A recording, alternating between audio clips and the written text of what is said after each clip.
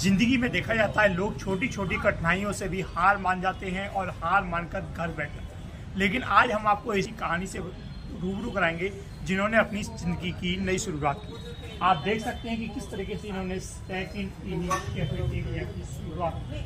इनके जीवन की बात की जाए तो काफ़ी संघर्ष भरा। अब आपके ऊपर यह अटैक हुआ, किस तरीके से वो दौर था, कैसे आप आगे? गोल मंदिर तक रोडी तो डेस्ट की दुकान थी, तो रोडी डेस्ट की पापा गाड़ी लेने गए हुए थे दिल्ली में। रात को नाइट में उस दिन उसको पता था, जो अटैकर था किराएदार था हमारा, उसको पता था कि आज घर में इनके कोई नहीं है, बच्चे सब सोते हैं। मम्मी के पास में सो रहा था। रात को लगभग 2 बजे सोते हुए उसने मेरे पे अटैक किया। क्या एज होगी जब आपका अटैक हुआ? मैं उस समय 4 साल का था। और अब किस क्या एज है? आज मेरी 30 ईयर्स है, यानी कि 30 साल का मैं हो चुका हूँ। किस तरह का ये दौर रहा? बिल्कुल सर, तब से लेके अब तक इतने ट्रीटमेंट चले, मतलब इलाज हो गया, सर्जरी लगभग मेरी 100 से ज़्यादा सर्जरी हो चुकी हैं अब तक, और अभी भी बहुत सारी सर्जरी बाकी रह गई हैं। इस बीच मेरी लेफ़्ट वाली आईज की रोशनी जा चुकी है, एक आईज की रोशनी बची हुई है, और इस बीच में संघर्ष जो करना पड़ा है। एक तो फाइनेंशियली कंडीशन बहुत ज़्यादा ख़राब हो जाती है जब अटैक हो जाता है, तो उस बीच में मैं पढ़ भी नहीं पाया। मेरी फाइनेंशियली कंडीशन ख़राब ज़्यादा हो चुकी थी हमारी। मतलब कहीं जब आपको जॉब नहीं मिली तो आप लोगों ने एक साथ ये कार्य शुरू किया? हाँ, हम जब जॉब नहीं मिली और संघर्ष ऐसे ही चलता रहा, फिर सोचा कि भाई कुछ करेंगे, भविष्य में कुछ काम तो करना पड़ेगा, जॉब नहीं मिलेगी तो आगे कैसे चलेंगे।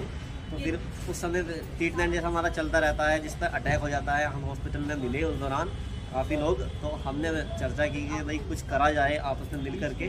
तो अब हमें जिला अधिकारी के सहयोग से और विधायक जी के सहयोग से हमें ये कैंटीन रन करने के लिए स्पेस दिया गया है तहसील मेरठ के अंदर, जो हमने सेकंड इनिंग नाम दिया है जिसका।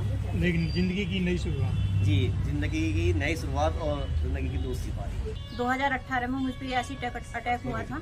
मैं एक स्कूल में टीचिंग कर रही थी। स्कूल के जो ओनर थे उनका बिहेव मेरे प्रति गलत था। जब ये चीज़ें समझ में आई, मैंने वहाँ से जॉब छोड़ दी और दूसरी जगह नई जॉब करनी शुरू कर दी। जब स्कूल की जॉब छोड़ी थी तो उस समय तो उन्होंने कुछ इस तरह की ईर्ष्या वगैरह द्वेष नहीं दिखाया, और 3 महीने के बाद उन्होंने कुछ लड़के हायर करे 10,000 रुपये देके और मुझ पर ये एसिड थ्रो कराया। जिस समय अटैक हुआ था ऐसा लगा था मेरे को तो जैसे कितने वोट का लाइट का झटका मुझे लगा हो। उसके बाद स्वेलिंग आनी शुरू हो गई थी और मैं तो ज़्यादा देर होश में नहीं थी, मैं तो बेहोश हो चुकी थी। मेरे फैमिली मेंबर ही मुझे हॉस्पिटल लेके आए। देख रहे हैं आज भी आपके पति आपके साथ है, कितना सपोर्ट मिल रहा है आपका परिवार? सर, हस्बैंड है, पूरा सहयोग करते हैं। मेरी जो ड्रेसिंग उस समय होती थी ना, पूरा चेहरा डैमेज हो गया था। मेरा ट्रीटमेंट, मेरा देखभाल मेरे हस्बैंड ने ही की है, और फैमिली जो मेरी मायके की, ससुराल की, सबने सहयोग किया है। इसी वजह से मैं आज इतनी स्ट्रॉन्ग बनी हूँ। और परिवार के साथ मिला तो जिंदगी की नई शुरुआत के साथ आपने काम शुरू किया। मैं भी मेरे साथ में 2000 में ये एसिड अटैक हुआ था।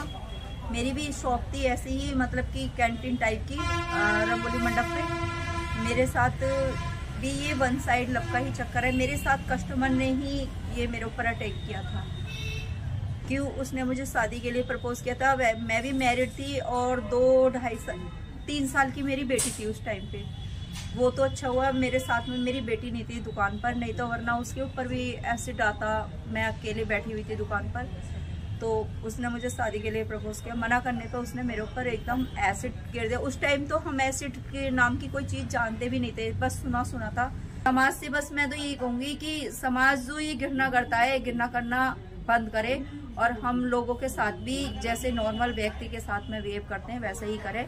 और जैसे हम हिम्मत करते हैं, हमारी जैसे हमने हिम्मत की आगे बढ़ने की, वैसे ही और लोग करें। तो कह सकते हैं हर किसी को इनसे प्रेरणा लेना चाहिए, और हम भी लोकल 18 के माध्यम से सभी लोगों से अपील करना चाहेंगे जो इन्होंने ये सिलसिला शुरू किया है। इस सिलसिले में आप सभी सपोर्ट करें, क्योंकि समाज में ऐसे अनेकों बेटियां हैं जिनके साथ ऐसा हुआ है। वो भी आगे बढ़ने की हिम्मत करें, और जो समाज में इस तरह के लोग हैं जो दूसरों की जिंदगी से खेलना चाहते हैं, उन लोगों को भी सबक लेना चाहिए कि कभी भी प्रेम की जब हम बात करते हैं तो प्रेम पाना नहीं, बल्कि प्रेम उस खुशी का नाम है जो दूसरे को देनी चाहिए। लोकल 18 से विशाल भटनागर की रिपोर्ट।